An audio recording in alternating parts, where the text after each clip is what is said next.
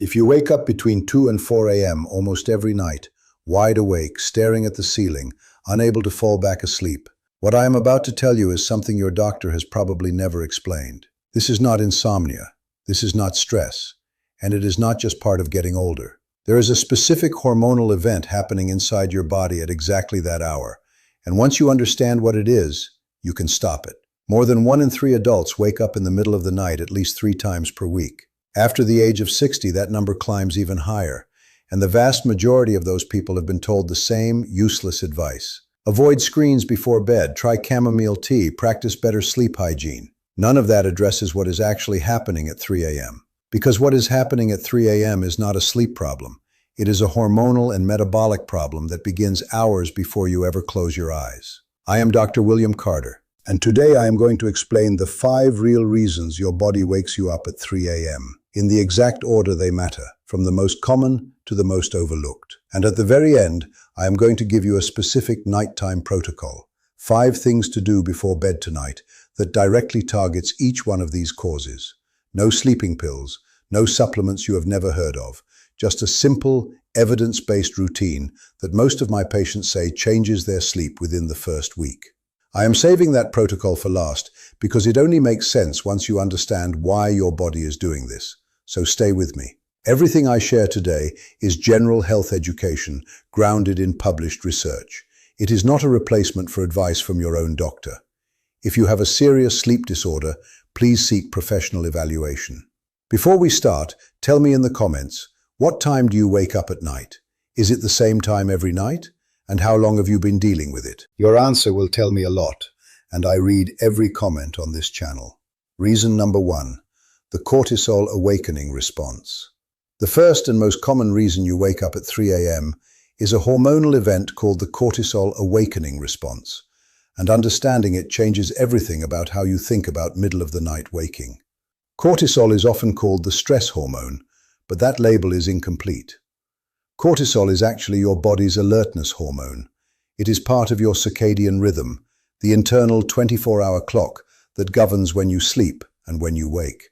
In a healthy cycle, cortisol drops to its lowest point in the early hours of the night, allowing deep sleep to happen.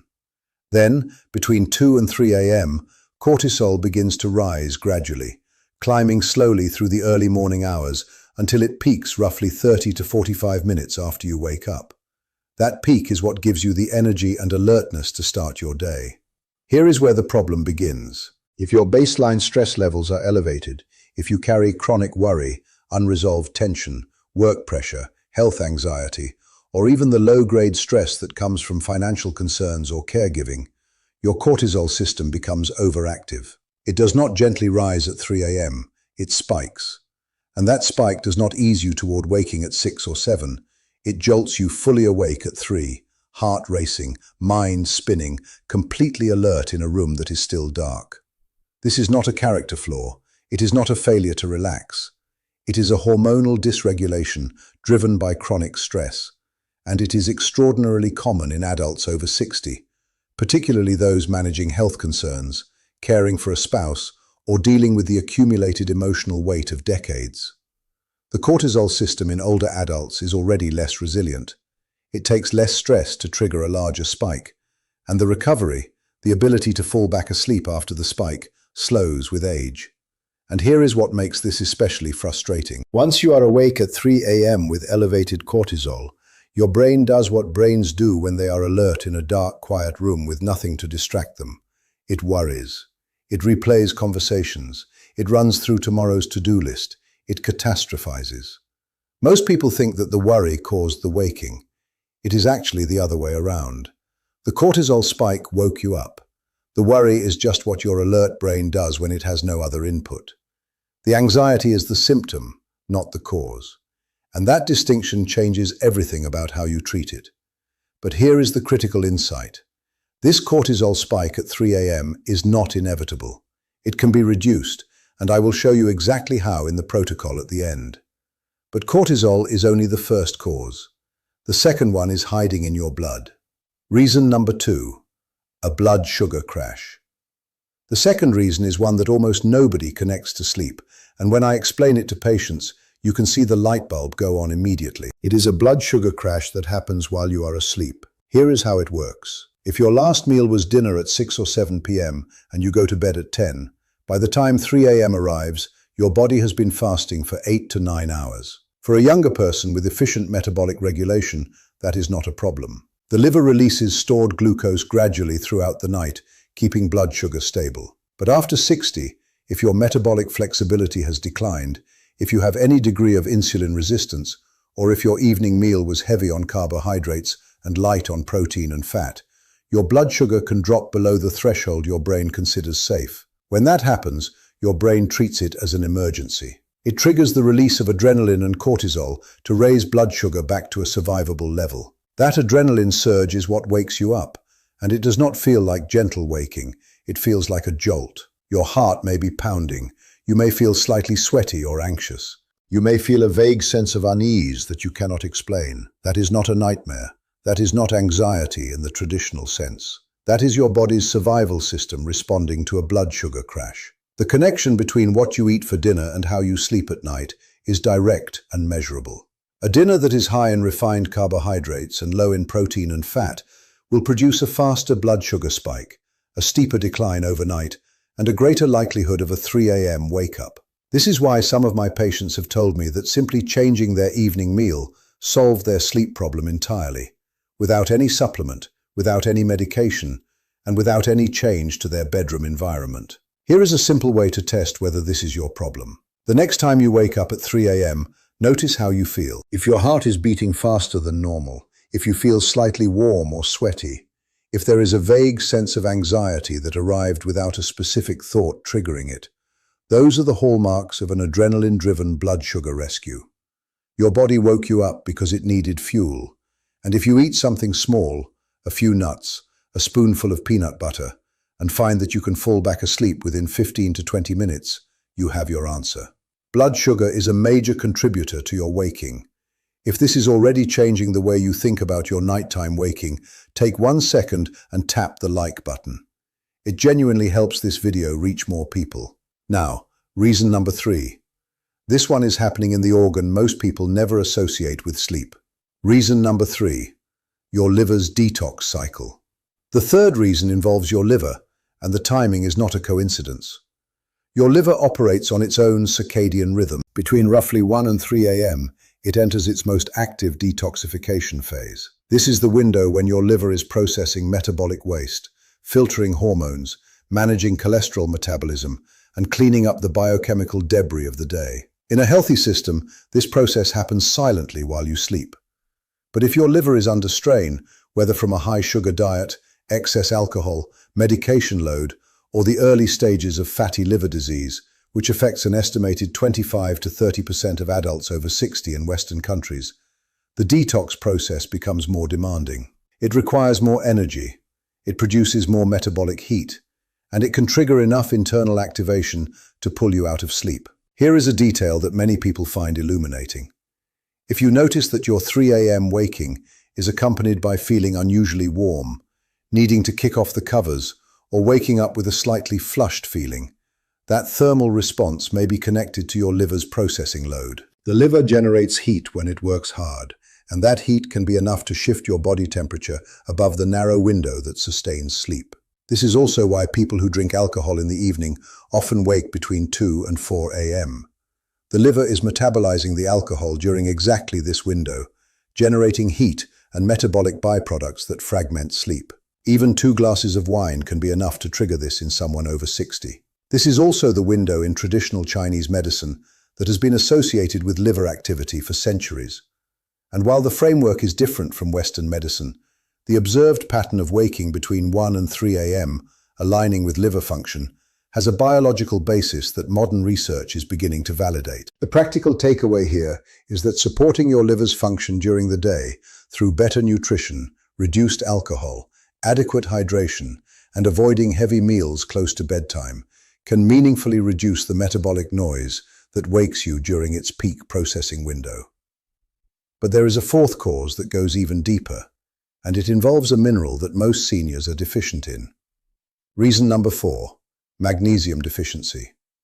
The fourth reason is a deficiency in magnesium, And the research on this one is striking. An estimated 60 to 68% of American adults over 60 are not getting enough magnesium from their diet. And magnesium is one of the most critical minerals your body uses to regulate sleep. Here is the biology. Magnesium activates the GABA receptors in your brain. GABA is the neurotransmitter responsible for calming neural activity, the chemical signal that tells your brain it is time to slow down, stop processing, and transition into sleep. Without adequate magnesium, GABA function is impaired. Your brain stays more excitable at night. You fall asleep more slowly, you sleep more lightly, and you wake more easily. But magnesium does something else that directly connects to the 3 a.m. problem. It helps regulate cortisol. A double-blind clinical trial in older adults published in the Journal of Research in Medical Sciences found that participants who took magnesium daily for 8 weeks showed significant improvements in sleep time, sleep efficiency, and the speed at which they fell asleep. Critically, the magnesium group also showed significantly reduced serum cortisol levels and increased melatonin. That means magnesium was not just helping them sleep, it was directly correcting the hormonal imbalance that was waking them up. A meta-analysis of clinical trials confirmed these findings, showing that magnesium supplementation reduced the time to fall asleep by an average of 17 minutes in older adults. That is clinically meaningful, particularly when combined with the cortisol reduction. The best dietary sources of magnesium are dark leafy greens, nuts, seeds, and legumes. A single cup of cooked spinach delivers roughly 37% of your daily requirement. If you are not eating these foods regularly, your magnesium levels are almost certainly lower than they should be, and your sleep is paying the price.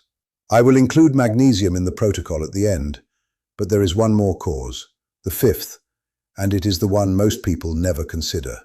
Reason number 5, the loss of deep sleep architecture. The fifth reason is the most fundamental of all, and it is the one that frames everything else. As you age, your brain physically loses its capacity for deep sleep, and that loss is not minor. Deep sleep, also called slow-wave sleep, is the most restorative phase of the sleep cycle. It is when your brain clears metabolic waste, when growth hormone is released, when muscle repair happens, and when memories are consolidated. In your 20s and 30s, deep sleep may account for 20 to 25% of your total sleep. By the time you reach 60, that number can drop to 5 to 10%. Some older adults get almost no deep sleep at all. Here is why that matters for the 3 a.m. problem. Deep sleep acts as a buffer against waking.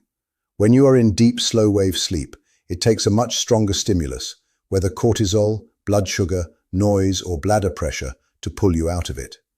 But when deep sleep has been lost, and you are spending most of the night in lighter sleep stages, every small disturbance has the power to wake you fully. The cortisol rise that a younger brain would sleep through now jolts you awake. The blood sugar dip that would have gone unnoticed is now enough to trigger the alarm.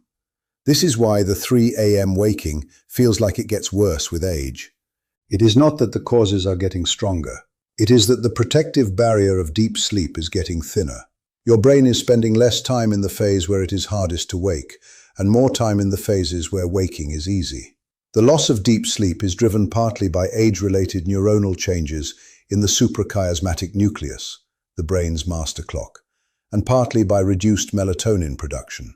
After 60, the pineal gland produces significantly less melatonin than it did in younger years.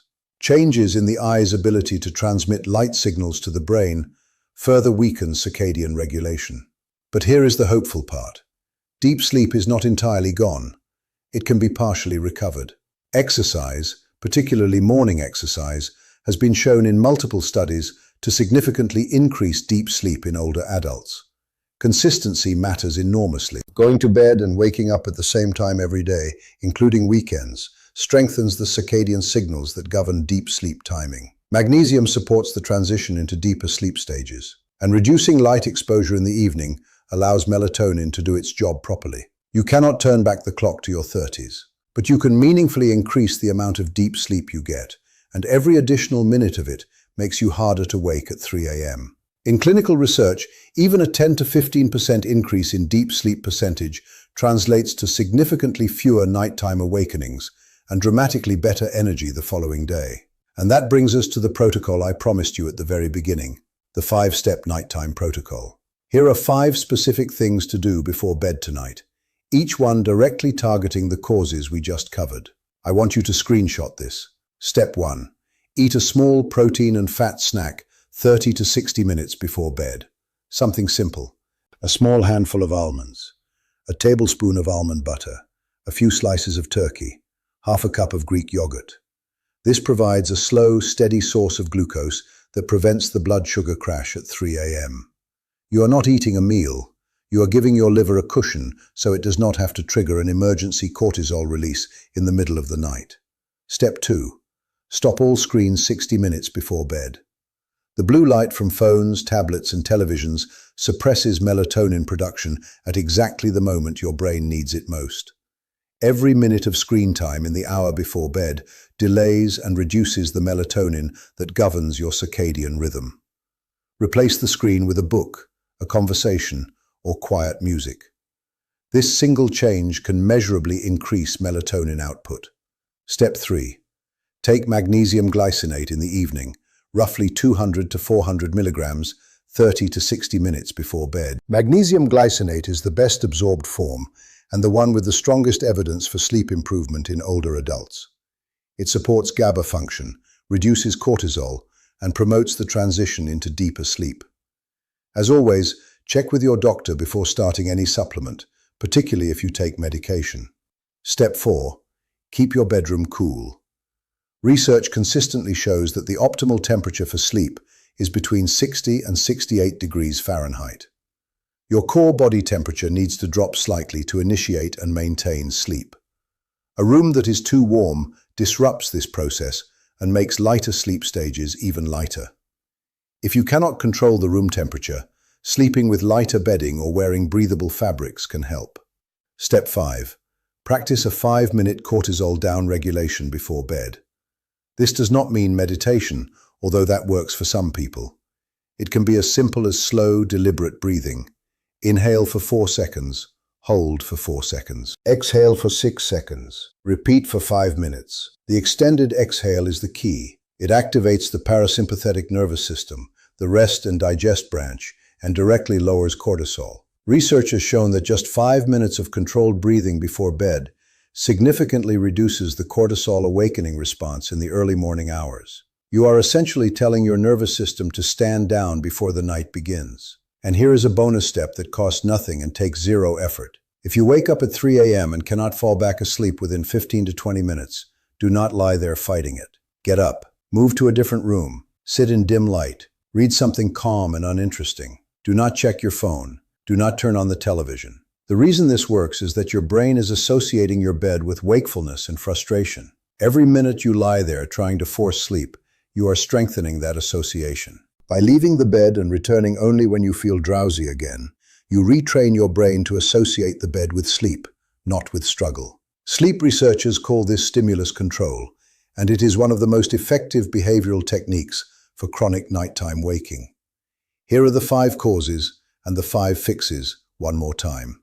Cortisol spike, fixed by the breathing protocol. Blood sugar crash, fixed by the bedtime snack. Liver overload, fixed by better daytime nutrition and avoiding heavy late meals. Magnesium deficiency, fixed by evening magnesium glycinate. Loss of deep sleep, fixed by consistent timing, morning exercise, and everything above working together. Let me leave you with something I want you to remember the next time you find yourself staring at the ceiling at 3 a.m. Your body is not broken. It is not failing you. It is actually trying to protect you. The cortisol surge, the adrenaline release, the blood sugar rescue. These are survival mechanisms doing exactly what they were designed to do. The problem is not the alarm system. The problem is that the conditions triggering the alarm can be changed, and until now, nobody showed you how. You are not destined to spend the rest of your life lying awake at 3 a.m., wondering what is wrong with you. Nothing is wrong with you. Your body just needed a different set of instructions before bed. Tonight, you have the protocol. Try it. Give it 1 week, and then come back to this video and tell me what happened. Tell me in the comments what time you wake up every night. Tell me how long this has been going on. Tell me your age.